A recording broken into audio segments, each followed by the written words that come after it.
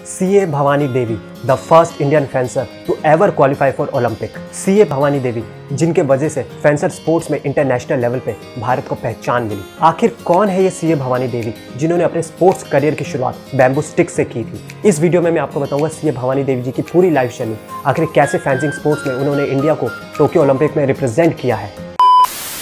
27 अगस्त 1993 को तमिलनाडु में एक साधारण परिवार में सीए भवानी देवी जी का जन्म हुआ है। आज भले ही उन्होंने इतिहास रच दिया है, लेकिन तमिलनाडु के एक साधारण परिवार से वो संबंध रखती है। सीए भवानी देवी का पूरा नाम चदलवदा अनंता सुंदरमन भवानी देवी है। इनके पिता तमिलनाडु के एक मंदिर में पुजारी थे और माँ एक हाउसवाइफ। फैमिली की फाइनेंशियल कंडीशन इतनी ज़्यादा स्ट्रॉन्ग ना होने के बावजूद इनकी मदर ने अपने गहनों को गिरवी रखकर इनको फेंसिंग की इनिशियल ट्रेनिंग दी। फेंसिंग वो स्पोर्ट है जिसे हिंदी में तलवारबाजी भी कहा जाता है। 2004 में जो फेंसिंग स्पोर्ट्स की इनिशियल ट्रेनिंग थी, इन्होंने उसकी शुरुआत करी। जब ये क्लास 6 में गई तो इन्होंने एक न्यू स्कूल में एडमिशन लिया।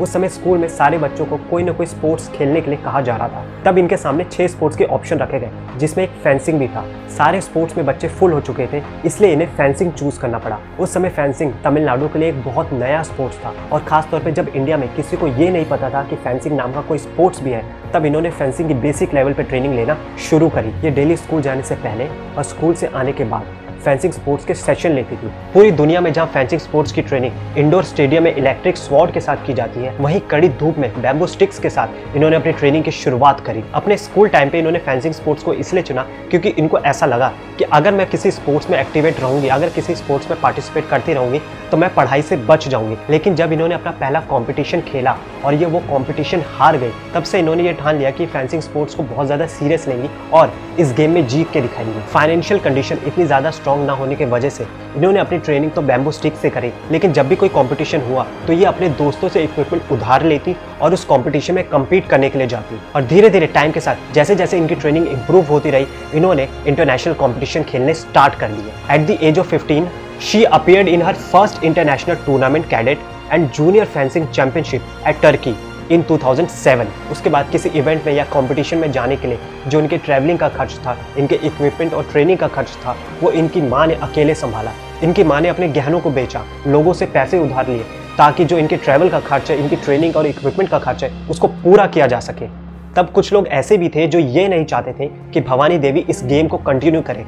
वो ये नहीं चाहते थे कि भवानी देवी किसी कंपटीशन के लिए अकेले ट्रैवल करे। जब ये सब परेशानियां चली रही थी, तो एक और परेशानी भवानी देवी जी के सामने आई, तो वो परेशानी थी लैंग्वेज बैरियर की। भवानी देवी को जब कभी भी अपने गेम के लिए बाहर ट्रैवल करना पड़ता था या कहीं किसी होटल की प्री बुकिंग करनी पड़ती थी, बाहर लोगों से, अपने कॉम्पिटिटर से जब भी उनको कम्युनिकेशन करना पड़ता था, तो वो करने में बहुत ज़्यादा परेशानी महसूस करती थी, क्योंकि उस समय भवानी देवी जी की जो इंग्लिश लैंग्वेज थी, उस पर उनकी कमांड बहुत अच्छी नहीं थी। लेकिन भवानी देवी जी ने इन सारी डिफिकल्टीज को ओवरकम किया, इन सारी डिफिकल्टीज को अपने गेम के बीच में कभी नहीं आने दिया।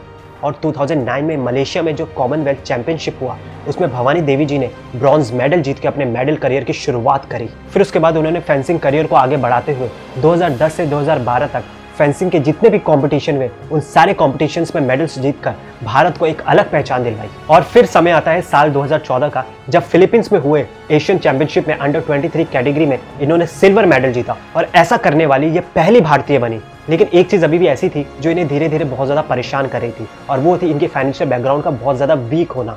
उस समय इनको ऐसा लगा कि ये अपने गेम को बीच में ही क्विट कर दे, लेकिन fortunately she got selected for the Rahul Dravid athlete mentorship programme by Go Sports Foundation, और फिर इन्होंने अपने गेम को पहले से भी ज्यादा इंप्रूव कर लिया। She became the first Indian fencer to win gold at world cup event in individual sabre category at Iceland in 2017। और ऐसा करने के बाद इन्होंने फेंसिंग स्पोर्ट में भारत को इंटरनेशनल लेवल पे एक नई पहचान दिलवाई। इन 2019 she von silver and bronze in the women's saber individual category in satellite fencing competition held at Belgium and Iceland। और 2018 ऑस्ट्रेलिया में इन्होंने एक हिस्ट्री क्रिएट करी by becoming first Indian women to win gold medal at Commonwealth Championship in senior category। इसके बाद पूरे देश को यकीन हो गया था कि भवानी देवी टोक्यो ओलंपिक्स के अंदर फेंसिंग गेम्स के लिए भारत को रिप्रेजेंट करेगी। और हुआ भी ऐसे ही, जब उन्होंने टोक्यो ओलंपिक्स के लिए क्वालिफाई किया, तब पूरे देश को लगा कि अब फेंसिंग कंपटीशन में इंडिया को ओलंपिक में कोई ना कोई मेडल जरूर मिलेगा। और जब टोक्यो में अपने पहले ही मैच में उन्होंने ट्यूनीजिया की नादिया बेन अजीजी को हराया, और ऐसा करने के बाद उन्होंने ओलंपिक गेम्स में तलवारबाजी के अंदर भारत को एक शुरुआत दिलवाई। तब सबको ये लगा कि ओलंपिक में अब हमारा मेडल पक्का है, लेकिन अनफॉर्चुनेटली फ्रांस की मैनियन ब्रूनेट से वो अपना सेकंड मैच हार गई। भले ही वो अपना सेकंड मैच हार गई और ओलंपिक गेम से बाहर हो गई, लेकिन उन्होंने पूरी दुनिया को दिखा दिया है कि भारत भी अब फेंसिंग में कम्पीट कर सकता है। भवानी देवी आज वर्ल्ड के टॉप 50 फेंसिंग स्पोर्ट्स पर्सन में 42 नंबर पे आती है। भवानी देवी आज उन सभी लोगों के लिए इंस्पिरेशन है जो पैसों की कमी के कारण अपना कोई स्पोर्ट्स या कोई भी अपना प्रोफेशन छोड़ देते हैं। और भवानी देवी की जो स्पोर्ट्स जर्नी रही है उसमें इन्होंने अकेले लड़ाई नहीं करी है, उनकी मदर ने भी उनका पूरा साथ दिया है। एक स्ट्रॉन्ग पिलर की तरह उनकी मदर हमेशा उनके साथ खड़ी रही। भवानी देवी हमेशा से एक ही बात कहती आई है, success won't come in a day, you have to be patient and continue to work hard. Most importantly, you must crave and love your sport. आज भारत के बच्चे जहां फिल्म स्टार्स को अपने आइडल मानते हैं, जहां फिल्म स्टार से इंस्पिरेशन लेते हैं, वो भवानी देवी जी की इस लाइफ जर्नी के बारे में जरूर जानें। और बहुत ज्यादा इंपॉर्टेंट है कि आज ऐसे लोगों को अपना आइडल बनाया जाए। अगर आपको ये वीडियो पसंद आई तो इसे अपने फ्रेंड्स और फैमिली के साथ शेयर कीजिए और ऐसे ही वीडियो के लिए हमारे चैनल को सपोर्ट कीजिए।